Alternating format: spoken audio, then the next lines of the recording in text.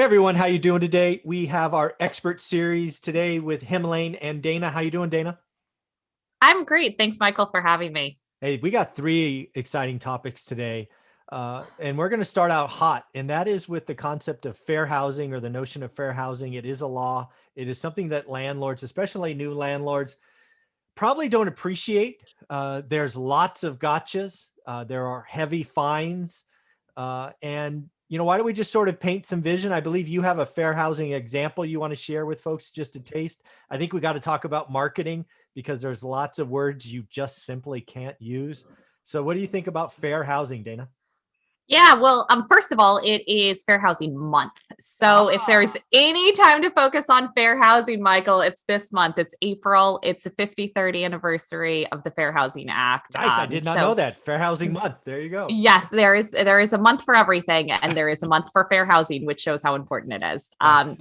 So anyways, yes, there's both at the state and federal level protected classes, right? At the federal level, there are seven, but at state levels, there's also fair housing. And so it's really important to just start out by understanding what is protected. And to your point, Michael, there's so many gotchas. Yeah. There's so many gotchas, and it's with disabilities, reasonable accommodations, service animals. I mean, the list goes on, and you and I could talk about it for hours. But I think the biggest thing when I think about it, and I will jump into my own personal story, is make sure that you're giving everyone a fair shot, Yeah. no matter what, right? And that you define a process and you stick with that process. That is the most important thing for you to do.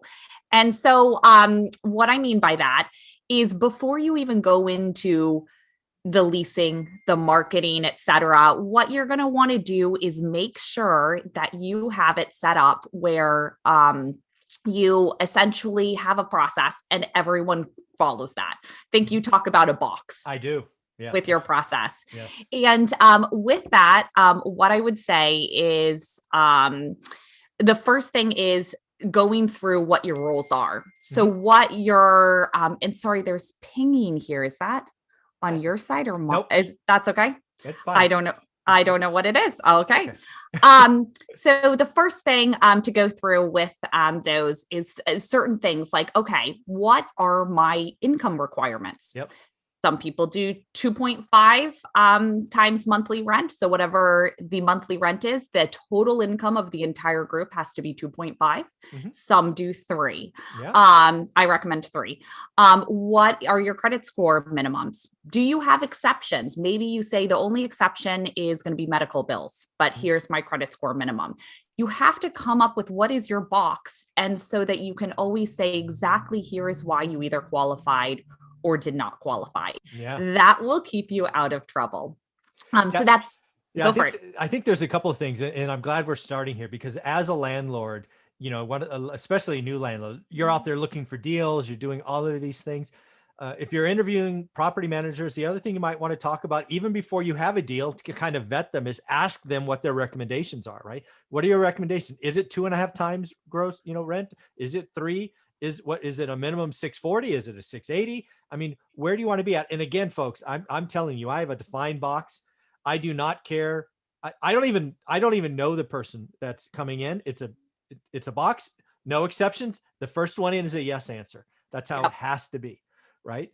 And yeah, because fair housing is no joke. You want to get caught there. And then again, I think the thing that really catches new landlords is the marketing, right? They're going to go out and do a Craigslist ad or something else. And I know we can talk about some of those examples, but yeah, where do you want to go? Yep, exactly. So then let me go into the next part of it, which is essentially with fair housing, certain things like cosigners, right? Yeah. Do you accept a cosigner or do you not accept a cosigner? All of that is going to be very important as part of that process for you to really define and understand. Okay, now let's talk about the marketing side because I think that's the most important. Yeah. If your advertisement says something such as great family neighborhood, you are discriminating, right? Yeah, And that just think about that. You put out there, you bought this great house in the middle of middle class, and it's a great family neighborhood. Gotcha. No, no, no. Exactly, because you're discriminating against people who don't have families, right? And I personally had that experience, which I will jump into. It was over 10 years ago. I'm over it, but not really, because I still remember the landlord's name is Carl. I still I'm over it, remember. but I still remember it. I still remember Carl from Redwood City. And I mean, the thing with it was we were applying, we all had ridiculous credit scores of 650 plus, and or sorry, 800 plus. And we all had income at tech jobs. There were 4 of us applying.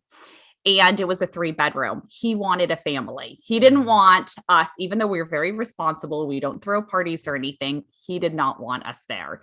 Yeah. And so we got there. We did the showing. We said, great, give us the application. He was kind of hesitant, but he gave us the application. We filled it out. Didn't hear from him for a week. We were the only ones to show up to the showing.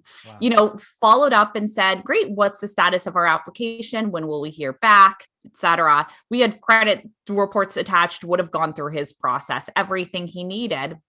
And then essentially he came up to us and said, I'm actually going to do another week of showings, because I want to make sure that I find enough people and then I'll choose. Well, that's actually right there.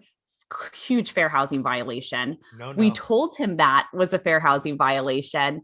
And I even went to Project Centennial, which is a fair housing here, and they said, oh, give us his contact information. We'll make sure that this landlord understands the consequences. I said, no, I'm not going to do that. I'm not a litigious person, but I just wanted to make sure I wasn't overreacting. Yeah.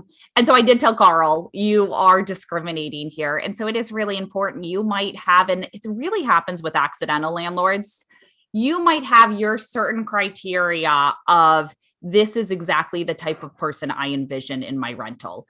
Get over it. Yeah, this is a business. You have to treat it like a business. It's the same thing with employees, right? Mm-hmm. When you have employees go through your pipeline, there's no discrimination there as well. It's who's the most qualified. Yep. And so from that perspective, I just encourage everyone to go back, look at what your advertisements say, make sure there is nothing in there that is not objective. You could say, it's close to X, this school that was ranked this. You can, anything that is very objective of this is the, it's close to public transportation, easy to get downtown, anything like that.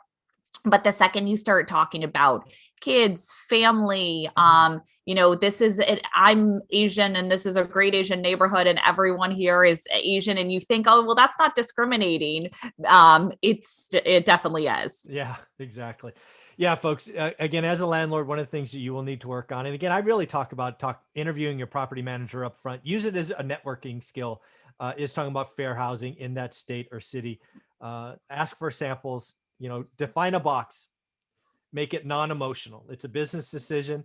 You as a landlord, what I tell most folks is have a box and no exceptions. Because once you start having exceptions, you can get yourself caught. So I have a defined box. First one with all checks says yes, gets the yes answer. And if they decide to go somewhere else, then I go to number 2. But it will be on the tenant the first one to get all the yes answers. So fair housing is important. I look forward to episode number 2, where we're going to talk about Section 8 housing. Thanks, Dana. Great. Thanks so much. Yep.